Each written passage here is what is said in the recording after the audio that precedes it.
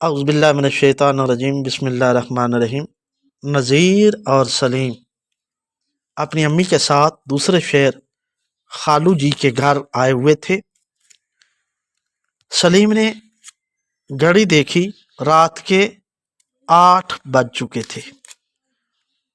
اس نے پوچھا، خالو جی آپ کے علاقے میں اتنا اندھیرا کیوں ہے؟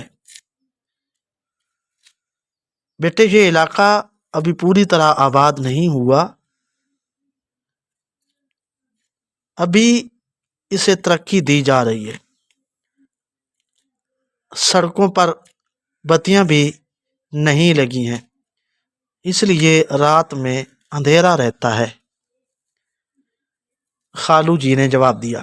پھر وہ کہنے لگا، اندھیرے پر مجھے خیال آیا کہ جب قیامت آئے گی تو جن لوگوں نے دنیا میں برے عمل کیے ہوں گے وہ تو اندھیرے میں ٹھوکریں کھا رہے ہوں گے، اور وہاں کچھ ایسے لوگ ہوں گے جن کے چہرے اور ہاتھ جگمگا رہے ہوں گے۔ یہ کون لوگ ہوں گے؟ ابو جی فرید نے بھی گفتگو میں حصہ لیا۔ اس کے جواب میں حدیث نبوی سنو۔ آپ صلی اللہ علیہ وآلہ وسلم نے فرمایا، میں قیامت کے روز اپنی امت کے لوگوں کو پہچان لوں گا۔ کسی نے عرض کی، اے اللہ کے رسول صلی اللہ علیہ وآلہ وسلم، وہاں تو ساری دنیا کے انسان جمع ہوں گے، تو آپ کیسے پہچان لیں گے؟ آپ نے فرمایا، ایک پہچان یہ ہوگی کہ وضو کے نور کی وجہ سے میری امت کے چہرے اور ہاتھ پاؤں جگمگا رہے ہوں گے۔ پھر خالو نے کہا، اس کے لیے ضروری یہ ہے کہ وضو اچھی طرح کیا جائے اور اس کے فرائض اور سنتوں کا پوری طرح خیال رکھا جائے۔ نماز کے لیے وضو شرط ہے، اگر وضو اچھی طرح نہ کیا گیا تو نماز بھی نہیں ہوگی۔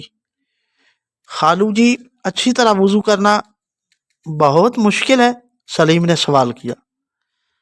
نہیں تو یہ آپ سے کس نے کہہ دیا؟ میں آپ کو چند بنیادی باتیں بتا دیتا ہوں کہ وضو میں کن باتوں کا خیال رکھنا ضروری ہے۔ وضو میں 4 کام فرض ہیں۔ تو جسم کے جن حصوں کا دھونا فرض ہے ان کو دھوتے ہوئے بال برابر جگہ بھی سوکھی رہ نہ جائے تو وضو مکمل نہیں ہوتا۔ رشید بیٹے نے، آپ کو یاد ہے کہ وضو کے فرائض؟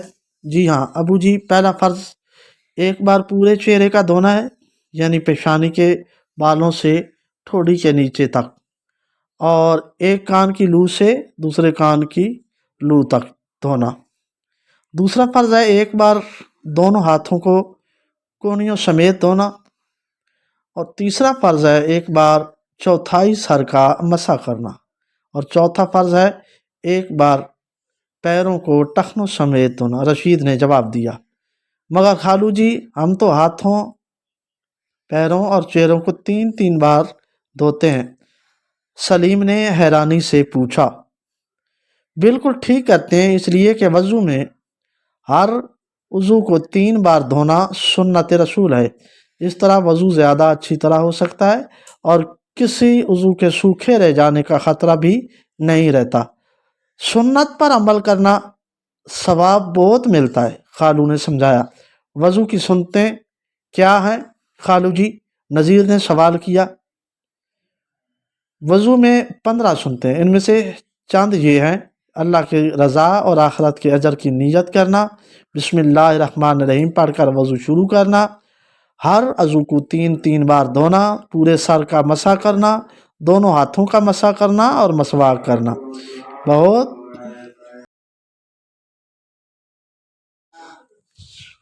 فرض تو نہیں ہے، لیکن ایک حدیث میں تو آپ نے فرمایا کہ اگر مجھے امت کی مشقت کا خیال نہ ہوتا تو میں حکم دیتا کہ وہ ہر وضو میں مسواک کیا کرے۔ میرا ایک دوست ہمیشہ قبلے کی طرف رخ کر کے وضو کرتا ہے۔ سلیم نے کہا، بیٹے تمہارا دوست بہت اچھا کرتا ہے، قبلے کی طرف رخ کر کے وضو کرنا مستحب ہے، یعنی یہ نفلوں کی طرح ثواب ملتا ہے، مگر جو اس پر عمل کرے گا اسے بہت اجر ملے گا۔ اس طرح وضو کرتے ہوئے ذرا اونچی جگہ بیٹھ کر پانی یا کہ اپنی طرف نہ آئے اتنا اچھا خیال رکھنا ہے۔ دائیں ہاتھ سے کلی کرنا، بائیں ہاتھ سے ناک صاف کرنا، بائیں ہاتھ سے پر کو مل کر صاف کرنا، یہ سارے کام بھی مستحب ہیں، ان کا خیال رکھنا چاہیے، وضو بہتر ہوتا ہے۔ ابو جی نے میرا ایک دوست جب بھی وضو کرتا ہے تو وضو کے دوران باتیں کرتا ہے۔ نہیں بیٹا، باتیں کرنا مکروہ ہے، مگر وہ کیا؟ ابو جی نے کہا کہ وہ ناپسندیدہ عمل ہے جس کو مجبوری کے عالم میں کیا جا سکتا ہے، کسی مجبوری کے بغیر مکروہ عمل کرنے والا گناہ گار ہوتا ہے۔ کچھ اور کام بھی ہیں جو وضو کے دوران میں مکروہ قرار دیے گئے ہیں، مثلا وضو کرتے ہوئے پانی زیادہ ضائع کرنا، یہ بھی مکروہ ہے۔ اس کے علاوہ وضو کرتے ہوئے چاروں طرف چھینٹے اڑانا، یہ بھی مکروہ ہے۔ خالو جی، وضو کرنے سے گناہ معاف ہوتے ہیں؟ نذیر نے سوال کیا۔ ہاں، رحمت دو عالم صلی اللہ علیہ وآلہ وسلم نے فرمایا کہ وضو کرنے سے چھوٹے چھوٹے گناہ دھل جاتے ہیں اور اچھی طرح وضو کرنے والا آخرت میں بلند درجات سے نوازا جائے گا۔ خالو جی نے بتایا۔ پھر انہوں نے گھڑی دیکھی اور بولے چلیں بھائی 9 بج گئے ہیں، جہاں تک کہ یہ سن کر وہ سب سونے کے لیے چلے گئے۔